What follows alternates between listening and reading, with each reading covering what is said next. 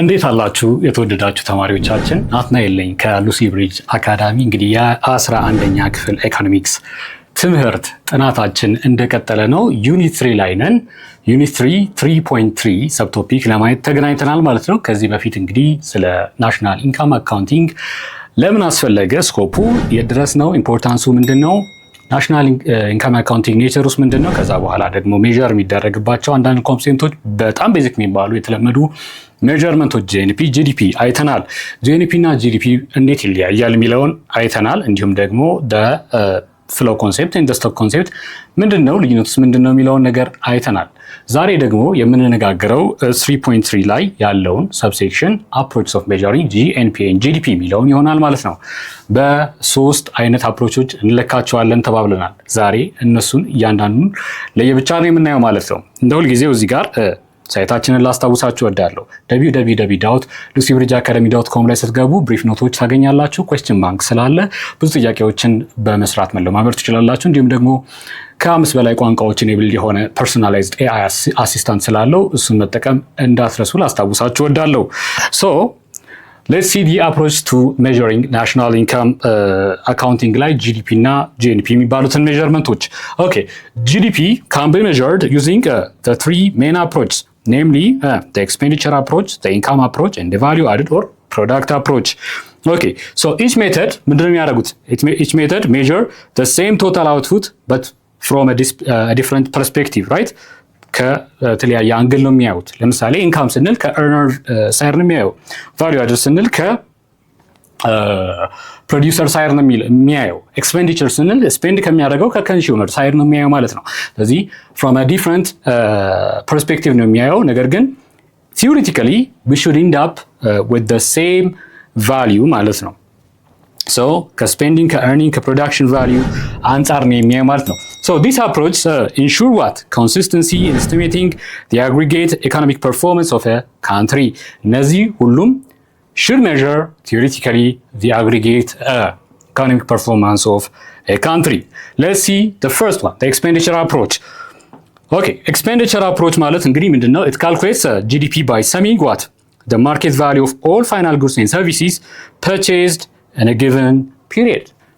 Purchase የምትለው ቃል ከስፔንዲንግ ጋር ከኤክስፔንዲቸር ጋር ፐርሰን የምታረቅ ቃል ነች። ስለዚህ ስፔንድ የተደረጉትን ነገሮች መደመር ነው። it has four main components እናያቸዋለን። So it focuses on final goods so as to avoid the error of double counting. ስለዚህ ኢንተርሚዲየሪ ጉዶችን ካውንት ለማድረግ እጅግ ከፍተኛ ጥንቃቄ ያስፈልጋል። So as intermediate goods are used as inputs for other products.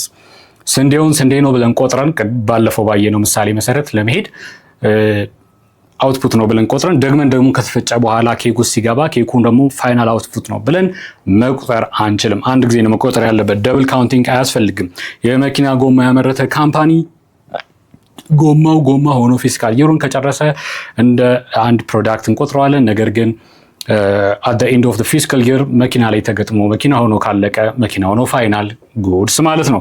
that's why GDP ላይ ፋይናል ጉድ የሚለውን ኮንሰፕት ራሱ ያስገባ ነው። okay, what are the four major components of expenditure approach to calculate GDP? So GDP equals consumption plus investment plus government spending plus net export. Export being export minus import. So consumption እንግዲህ household consumption ልንለው እንችላለን። ኮንሰምፕሽን ላይ ስፔንድ ቢደረጉ በጣም ላይንስ ሼር ወይም የአንበሳውን ሚና የሚወስዱ ናቸው ማለት ነው። የአንበሳውን ድርሻ ይወስዳሉ። ኢንቨስትመንት እንግዲህ ቢዝነሶች ላይ ኢንቨስት የተደረገ ስፔንዲንግ ነው። ገቨርንመንት ስፔንዲንግ ደግሞ ገቨርንመንት ስፔንድ ያደረገው አይዘር በሰብሲዲ ኦር ኢንፍራስትራክቸር ላይ ስፔንድ ያደረገውን ነገር የሚናገር ነው። ኤንድ ኦልሶ ኔት ኤክስፖርት ስንል ደግሞ ሀገራችን ኤክስፖርት ያደረገችው ማይነስ ካስገባችው ጋር ያለው ዲፍረንስ ነው ማለት ነው። it might be negative if import is greater than export, but it might be positive if export is greater than import ማለት ነው። so ያንዳንዱን ኮምፖነንት ለማየት ያክል consumption ስንል it's spending by households on three main ሴክት ላይ ነው የሚያውሉት። አንደኛው ዱራብል ጉድስ ነው፣ እንደ መኪና፣ ፈርኒቸር የመሳሰሉት ኤጃቸው ከ3 ዓመት ያላነሰ ሲሆን ዱራብል ጉድስ እንላቸዋለን። and also non durable ጉድ ላይ ደግሞ ስፔንት ሊያደርጉት ይችላል like food, ክሎዝ ኤንድ ሰርቪሲስ። የመጨረሻው ደግሞ ሰርቪሲስ ላይ ኤጁኬሽን፣ ሄልት ኬር፣ ዶክተር ለማየት የምትከፍሉት ክፍያ፣ ጸጉራችሁ ለመቆረጥ የምትከፍሉት ክፍያ ኢዝ all pertains to services ማለት ነው። ስለዚህ ኮንሰምፕሽን ላይ የሚደረግ ስፔንዲንግ በእነዚህ ሶስቱ አይወጣም ማለት ነው። ዱራብል ጉድስ፣ ናን ዱራብል ጉድስ ኤንድ ሰርቪስስ። ሶ ኢንቨስትመንት ላይ እንግዲህ ምንድን ነው? ቢዝነስ ስፔንዲንግ ነው።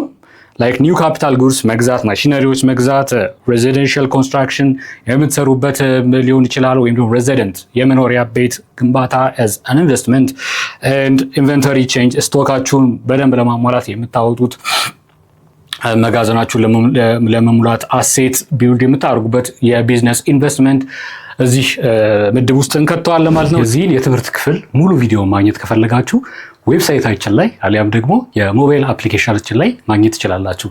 መልካም የትምህርት ጊዜ